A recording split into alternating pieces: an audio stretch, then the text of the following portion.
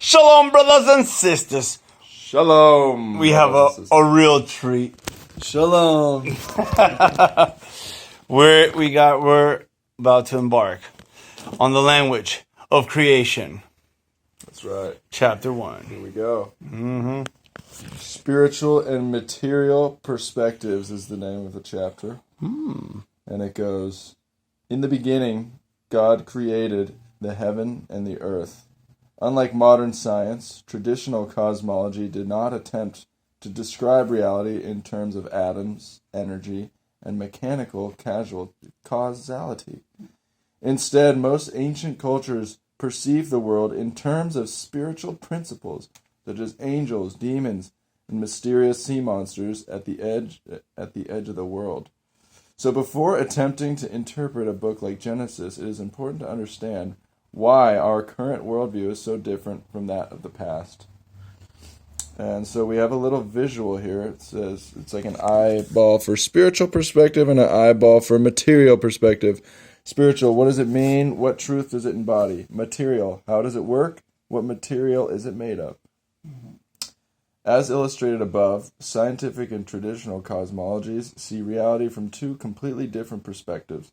One, in terms of its practical and material implications, and two, in terms of its higher meaning.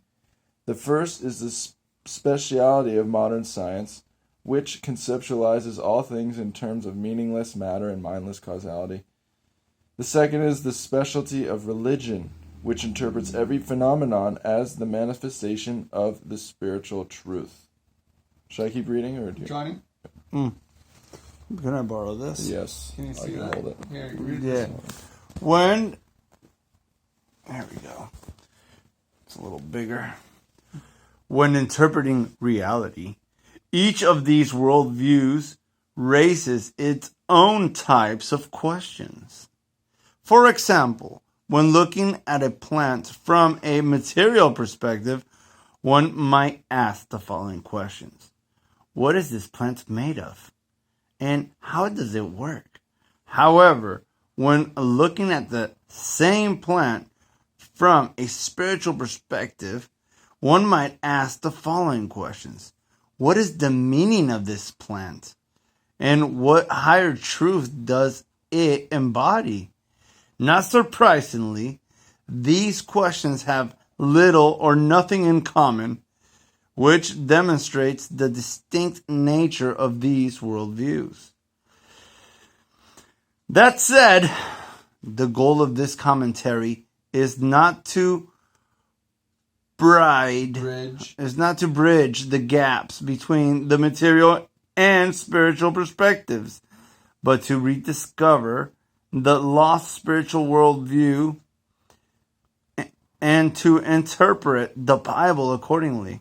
For that purpose, we must learn how to look at the world from a different point of view, to see reality not as a heap of meaningless atoms and energy, but as the physical expression of metaphysical truths. Nice. Pause it. Yes. Oh, you want to talk about it? Yeah. Nick, what did you understand, if anything at all? Well, there's obviously different levels to the universe, or to Yah's great design, you know. Like you were telling me earlier before this video, Brittany and I were talking about the four, what was it called? The 4 levels of the four worlds. There's 5 levels of the soul, 4 worlds of 4 creation. worlds. Yeah, and so this kind of reminds me of that, where you got the material, you know, where animals kind of do their thing, and then you have like the soul, that like the purpose and everything behind it, kind of. Exactly. You know? And so the way I would think of it is like science explains how something works, but not why. Right. And the spiritual meaning is why the things are the way it are.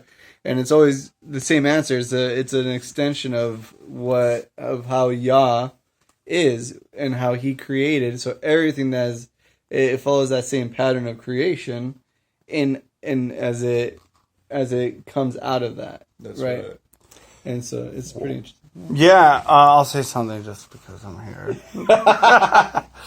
So yeah, like we're not looking at what it is made out of. We want to know the purpose of it, and that's like a total higher truth, instead of trying to see, oh, it has an atom here and atom there. It's like, what is the point of this creation to further life or whatever, Yeah. So it does bring more to the table. And the thing is, science is good. Oh, it's wonderful. Great for everyday immediate life, for how things work and how to be efficient and get this technology that we do have and use it properly.